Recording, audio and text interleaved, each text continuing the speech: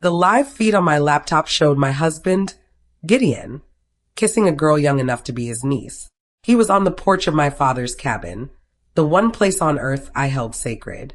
He ran his hand through her bright blonde hair, and she laughed, tilting her head back. I watched. I didn't gasp or drop the coffee mug I was holding. The liquid was cold and bitter on my tongue, matching the ice that was forming in my chest. I just sat there in my bright, sunny kitchen, watching the ugliest moment of my life play out on a 15-inch screen. My name is Soraya Williams, and I'm a 42-year-old landscape architect. For 12 years, I had been Gideon's wife. But on this morning, I was just the audience to his betrayal. He pointed to the big stone fireplace, the one my father and I had built, and I watched his mouth form words I couldn't hear yet. I clicked the audio icon. This wasn't a shock. This wasn't a surprise that made me want to cry. This was a confirmation. My hand was steady as I moved the mouse and made sure the record button was glowing bright red. Gideon thought I was just his quiet, simple wife. He was about to find out how wrong he was. I leaned in closer to the laptop, turning up the volume. The new microphone was sharp, picking up the sound of the wind in the pine trees and her high-pitched, sugary giggle. "Oh, Gid, it's beautiful," the girl Celine said. "But are you sure she won't find out?" Her voice was a disgusting mix of fake concern and excitement. Gideon laughed. It was the low, arrogant laugh that I now realized I hated. "She'll never know," he said, waving his hand as if to brush me away, as if I were a fly. "She never comes up here.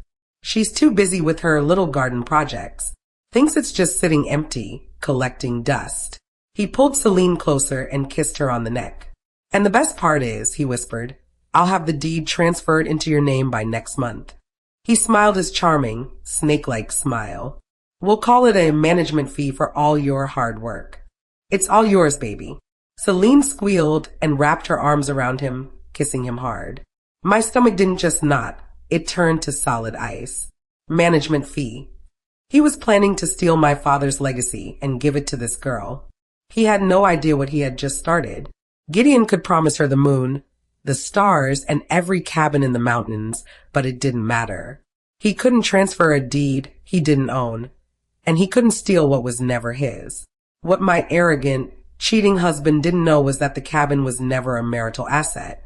My name is Soraya Williams, but I was born Soraya King. My father, a brilliant and wary man, had never trusted Gideon. I remembered his words the week before our wedding. "That man's smile is too wide, Soraya.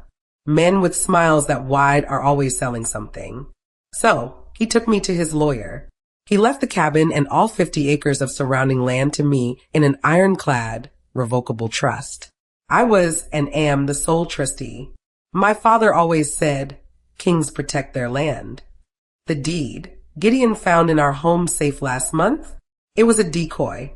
A very official-looking copy I had accidentally left there after I first became suspicious. I knew he was a snooper. I knew he was greedy. I had practically handed him the bait, and he had taken it. He was planning to steal a copy. He had no power. He had no rights. He was just a thief, and I had just watched him confess. My suspicion hadn't started this morning. It had been a slow-burning fire for 6 long months. It started with the small things, the little changes you try to ignore, the cracks in the mirror. The late nights at the office suddenly became 3 nights a week. He started wearing a new, expensive aftershave that smelled sharp and musky, nothing like the clean, woodsy scent I always bought him. Then came the password. His phone, which he used to leave on the kitchen counter, suddenly became his shadow. He carried it with him to the bathroom, as if it were a national secret. A man with no secrets doesn't need a password to check the time. The real proof, the final straw, came 3 months ago. I was cleaning out our shared email when I saw it, an e-receipt from a lingerie store called Siren's Secret. I'd never been there. The purchase was for a tiny, red lace outfit in a size I hadn't been since high school. My heart didn't break. It clicked, like a lock snapping into place.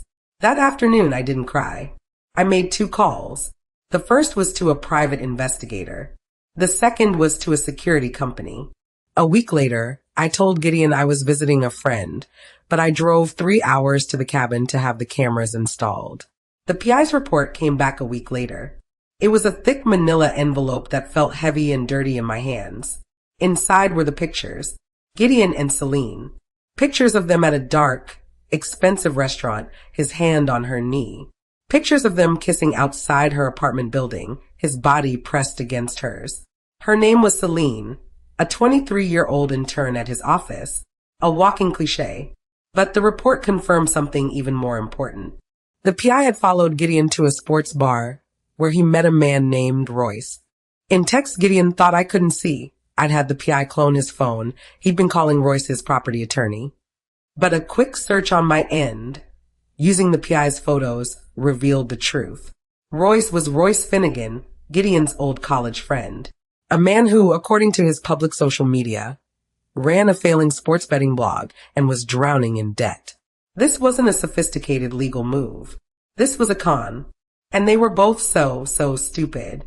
This whole plan to transfer the deed was just two idiots playing make-believe, using my money to do it. I saved the video file, labeling it evidence_01_cabin, and closed my laptop just as I heard his car in the driveway.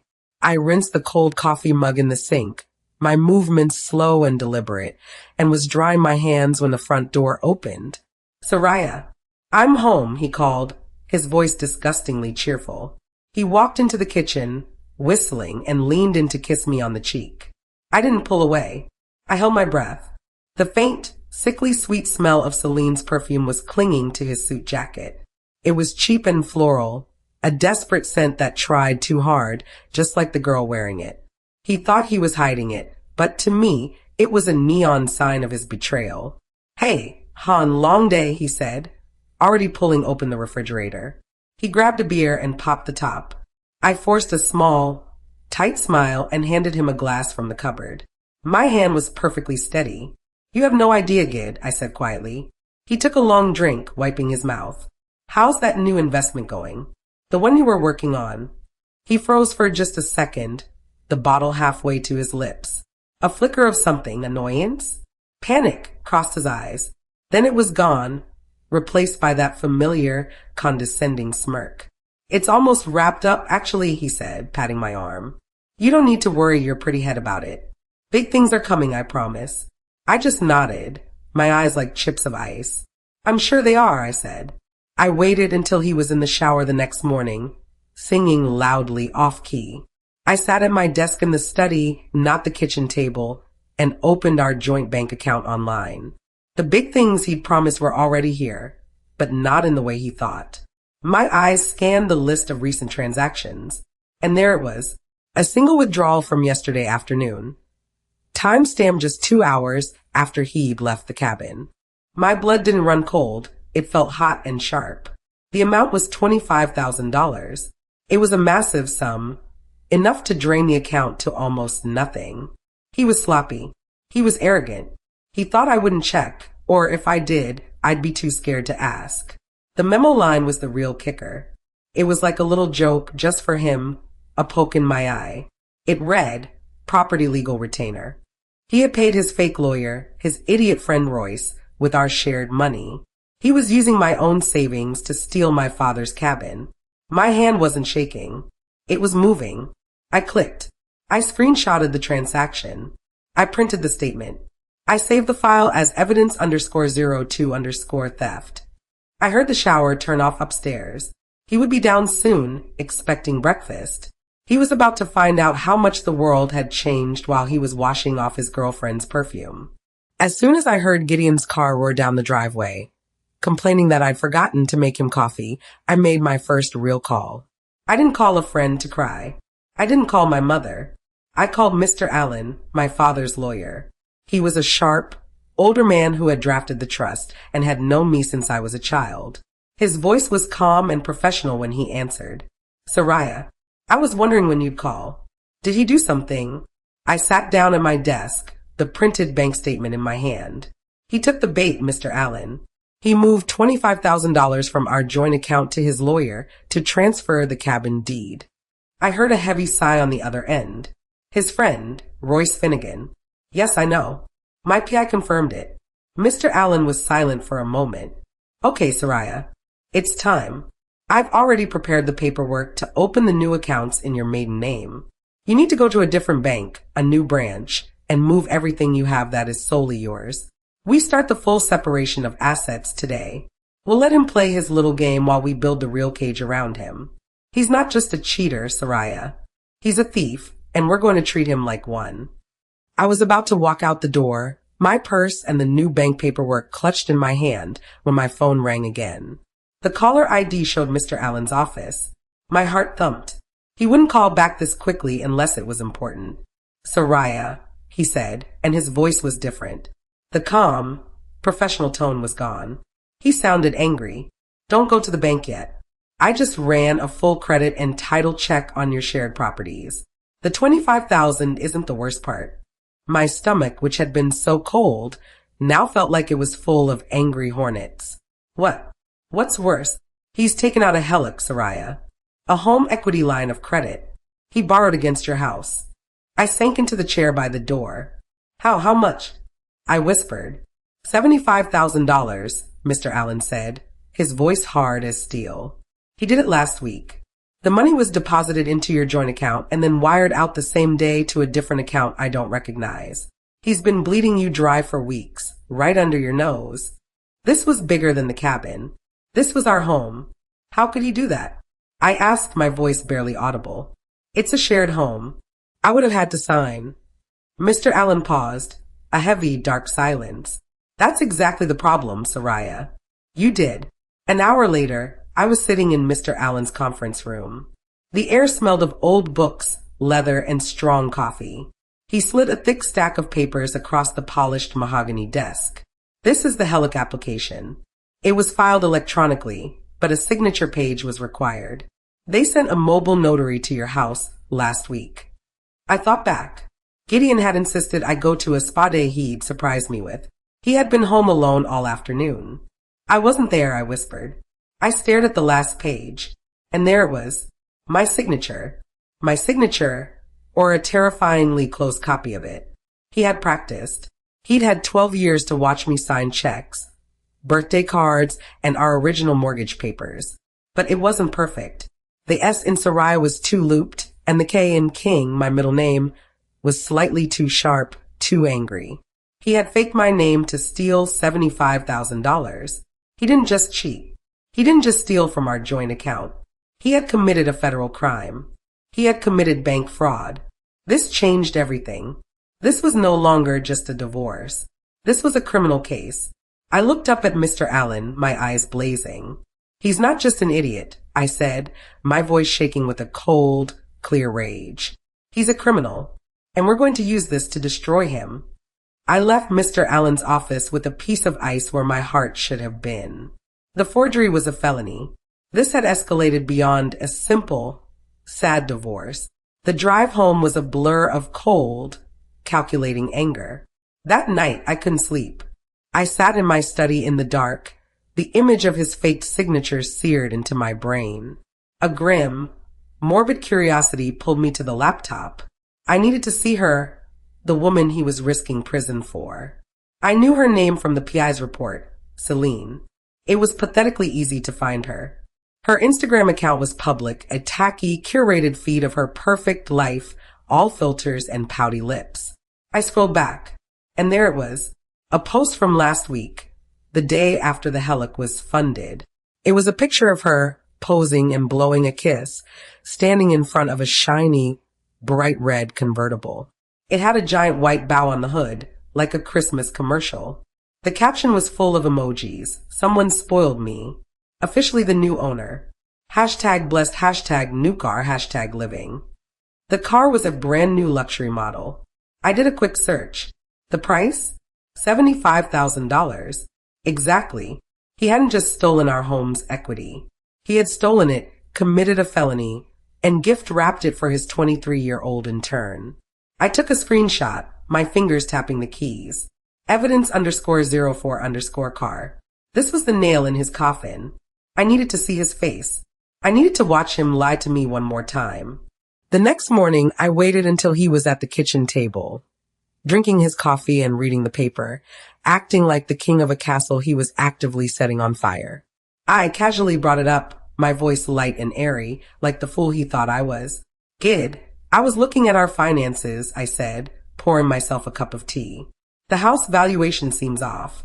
I was thinking maybe we should look into our options. His whole body went stiff. The newspaper in his hands rustled. He slowly lowered it, and his eyes weren't warm, they were cold and hard. What are you talking about? He snapped. I told you, I'm handling our investments. Why are you meddling in things you don't understand? I shrugged, pretending to be small, pretending to be hurt. I was just curious. It's my house too, Gideon. Don't be dramatic, Soraya, he sneered, his voice dripping with condescension. Big things are coming, and I need you to just trust me. Stop worrying your pretty head about the paperwork. He thought he was shutting me down. He had no idea he had just given me a recorded confession of his guilt. My phone had been recording audio in my pocket the entire time. The next day, I dressed for war. I put on my best suit, a sharp navy blue one. I styled my hair. I looked like a woman who was in complete control. Because I finally was. I met Mr. Allen in the marble lobby of our main bank branch, not our small, local one, but the downtown headquarters. We had an appointment with the bank manager, a man named Mr. Watson. He greeted us with a polished, professional smile, but it faded when he saw the grim expression on Mr. Allen's face. We sat in his large, glass-walled office. I didn't waste time with small talk. I slid a folder across his polished desk. Mr. Watson, I said, my voice calm and clear. I am here to report a serious crime. I slid over my passport, my driver's license. Then I took a blank check from my purse, signed my name, Soraya King Williams, and pushed it toward him. Please compare those signatures, I said, to the one on this $75,000 HELIC application from last week. I pointed to the forgery on the copy Mr. Allen had provided. I did not sign this. I did not apply for this. I did not receive this money. This is a forgery. Mr. Watson's face went white. The color drained from his cheeks, leaving him looking pasty and sick. He looked from my passport to the forgery, and his professional smile didn't just fade, it dissolved into pure, unadulterated panic. He was a branch manager. He knew exactly what bank fraud meant. It meant federal crime. It meant investigators crawling all over his branch, questioning his notaries, auditing his files, and a massive scandal for his branch. This was his worst nightmare.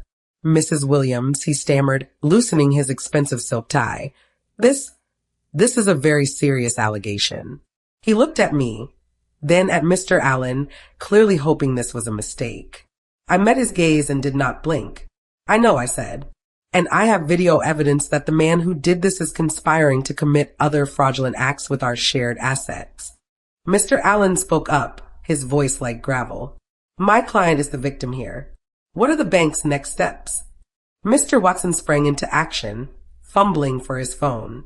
Of course, the loan account is frozen, effective immediately. We are launching a formal internal investigation. And Mrs. Williams, we will have to freeze all joint assets pending the outcome. I just nodded. I understand. Do what you have to do. The call from my PI, Alex, came 2 days later. I had kept him on retainer, and it was worth every single penny. Heads up, Soraya. Alex's voice crackled in my ear. Our boy is at a high-end jewelry store in the city mall, and he's got the girlfriend with him. They're at the diamond counter. Stay on him, I said, my heart starting to pound, not with fear, but with anticipation. I want to know everything. An hour later, Alex called back, and I could hear the smile in his voice. You're going to love this. He was at the counter, buying her a diamond necklace. Looked like a congratulations on the cabin kind of gift, from what I overheard. He handed over his credit card. Alex paused for dramatic effect. Declined. I pictured it, Gideon, the big shot, his face turning that ugly shade of red. What happened next? He tried another card. A debit card. Declined. He tried a third one, an Amex. Declined. The bank's investigation had frozen everything. Every joint card, every shared account. He and Celine got into a quiet, vicious-looking argument right in the middle of the store. He stormed out, leaving her behind. The squeeze is on, Soraya. He's officially cut off. I hung up the phone, and for the first time in 6 months, I smiled. A real, genuine smile. I was in the living room, curled up on the sofa, reading a book about landscape design when the front door slammed open so hard it hit the wall with a deafening crack. Gideon stormed in, his face a dark, ugly shade of red. His expensive suit was wrinkled, his tie was loose, and his eyes were wild. He didn't even take off his coat. He just pointed a shaking finger at me. "Soraya, what did you do?" he roared, his voice cracking. "What did you do?" I didn't flinch. I slowly placed a bookmark in my book and closed it, placing it carefully on the side table. I looked up at him, my expression as blank as a winter sky. "I have no idea what you're talking about, Gideon. What's wrong?" "Don't play dumb with me," he shouted, throwing his leather briefcase onto the floor, where it skidded into the leg of a chair. "My card was declined. At the mall. All of them. The joint accounts are locked. The bank said there's a fraud investigation." "What did you do?" I allowed a small, delicate frown to cross my face. "That's strange," I said, my voice quiet and calm. "You must have triggered a security alert. That happens when there are unusual charges. You should probably call the bank." He stared at me, his chest heaving. The arrogance was gone, replaced by a new, delicious flicker of pure animal fear. He was realizing he wasn't in control. Gideon spent the next hour locked in his study, pacing like a caged animal. I didn't need to listen at the door. I had Alex, my PI. Alex had been monitoring Gideon's phone records, and it turned out Gideon wasn't just stupid. He was predictable. He was frantically calling his lawyer, Royce. Alex texted me a summary of the call. Gideon was in a full-blown panic. He told Royce that the accounts were frozen, that Soraya was being a problem, and that he needed the cabin transfer completed immediately. He was desperate. He needed that asset in his name, or at least in Celine's, so he could use it as collateral to get a new loan. It was his last lifeline. But Royce wasn't his friend. Royce was a parasite, and he could smell Gideon's desperation through the phone. He saw his own opportunity. Royce told Gideon that the transfer had hit a snag. The judge handling the title was asking for an expediting fee. Yes, that was it. Royce, sensing blood in the water, told Gideon he needed another $15,000. In cash. Only cash. To expedite the judge's signature and get the cabin deed finalized by the end of the week. Gideon, trapped and broke, hung up, more desperate than ever. When you corner a rat, it will do something stupid. Gideon did not disappoint. He had no money. He had no credit. He had no options. He had only one asset he could get his hands on, the red convertible he had just gifted to Celine. My PI, Alex, was parked outside her tacky apartment building when Gideon showed up later that night. He didn't bring flowers. Alex's report, which he texted me in real time, was almost comically pathetic. Gideon, with no access to funds, did the unthinkable. He asked Celine to give back the car. He didn't just ask, he begged. He told her it was just temporary, that he needed to sell it to get the cash for their big future. He needed it to grease the wheels on the cabin deal. He had exposed himself as weak. Celine did not take it well. She exploded. Alex said he could hear her shouting from his car 2 floors below. "You told me you were rich," she screamed. "You're a fraud. You're trying to take back my gift?" The perfect relationship was shattering. She accused him of being a broke, lying old man. She threw the car keys at his head, and he had to scramble to pick them up. The fight was vicious, and it ended with Celine getting in the car, burning rubber as she sped out of the parking lot, leaving Gideon standing there alone, empty-handed. The next morning, as Gideon sat at the kitchen table silently staring into a cup of coffee, a shell of his arrogant self, my phone rang. It was a private number. I stepped into my study, closing the door firmly, and answered. "Mrs. Williams?" The voice was professional and serious. It was Mr. Watson, the bank manager, and he had the head of the fraud department on the line with him. "Ma'am, we've concluded our internal investigation.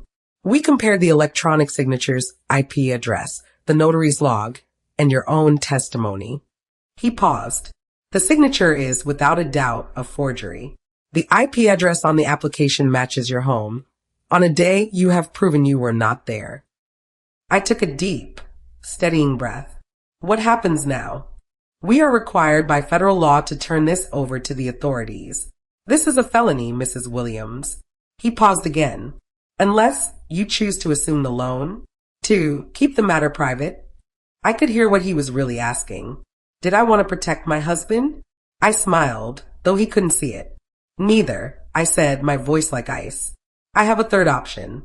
But I'll need your lead investigator to be at a specific location tomorrow, ready to act. I'm going to end this. After I hung up with the bank, I made my second call. Mr. Allen, it's time. He's trapped. I drove to my lawyer's office. The air outside was crisp, and the sky was a brilliant, clear blue. It felt like the first day of my new life. When I walked into his conference room, the papers were already laid out on the polished mahogany table. It wasn't a negotiation. It was a declaration of war. Mr. Allen had drafted the petition for divorce. It was simple, brutal, and backed by a mountain of evidence. He had attached the PI's reports, the photos of Gideon and Celine, the bank statement showing the $25,000 theft, the screenshot of Celine's Instagram showing the $75,000 car, and finally, the bank's official finding of fraud. The petition was not just for divorce on grounds of adultery. It was for financial malfeasance, conspiracy to commit fraud, and a demand that he be held responsible for all debts incurred through his criminal actions. I picked up the heavy pen.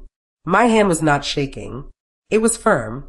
I signed my name, Soraya King Williams, one last time. It's done, I said to Mr. Allen. He nodded grimly. Now for the final act. He placed the signed petition into his briefcase. Tomorrow, we would not be serving Gideon at home. We would be serving him at the scene of his first crime, my father's cabin. That evening, I did the one thing he would never expect. I reached out. I picked up my phone and sent Gideon a text message. My fingers were steady, my message precise. I know about Celine. I know about the cabin. And I know about Royce. You've made a terrible mess. I watched the 3 little dots appear as he started to type, then stop, then start again. He was panicking, trying to figure out what I knew, how I knew it. Before he could respond, I sent the next one. Meet me at the cabin tomorrow at noon. Bring your lawyer. I'm bringing mine. We're settling this one way or another. His reply came almost instantly. Fine. You want to fight, Soraya? You'll get one. I could feel his arrogance returning. He thought this was a negotiation. He thought he could still bully me, still win. He thought I was coming to beg, to plead, to make a deal. He had no idea he was walking into a cage I had spent the last 3 months building. The trap was set. The bait was taken. And tomorrow I would finally be free. I drove up the long, winding gravel road to the cabin, the one my father had carved out of the mountain. Mr. Allen was in the passenger seat. We were early. As we pulled up, I saw the bank's fraud investigator, Mr. Watson, and 2 uniformed police officers step out from where they had been waiting in an unmarked car. Mr. Allen nodded. They'll go inside through the back. Wait for my signal. We waited in my car.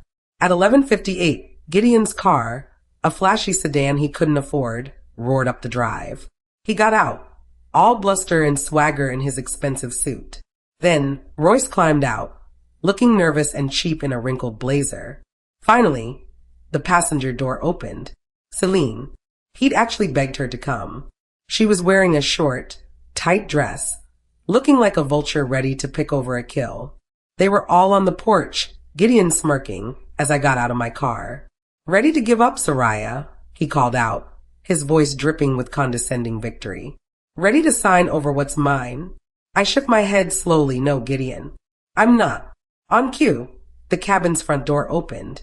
Mr. Allen stepped out first, and behind him, Mr. Watson and the 2 police officers, their expressions like granite.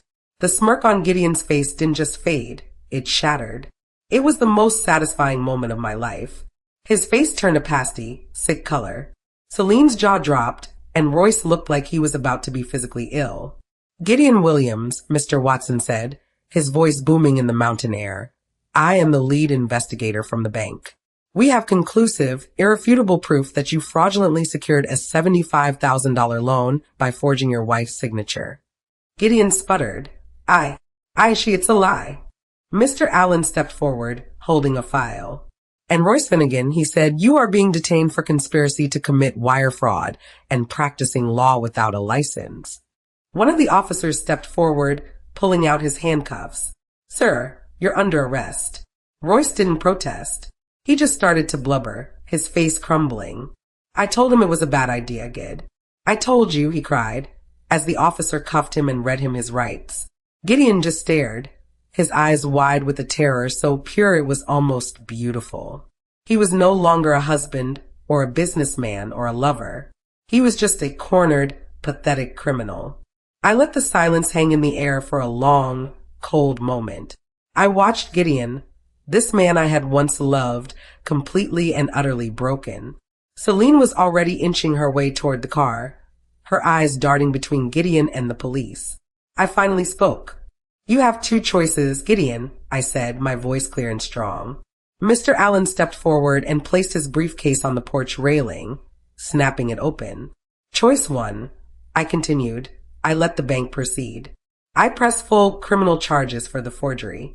You go to trial, you are found guilty, and you go to prison for bank fraud. And I can assure you, with this evidence, you will be found guilty. Gideon's knees looked weak. Or, I said, choice two. Mr. Allen pulled out the stack of divorce papers. You sign these right now. This is a full and final divorce.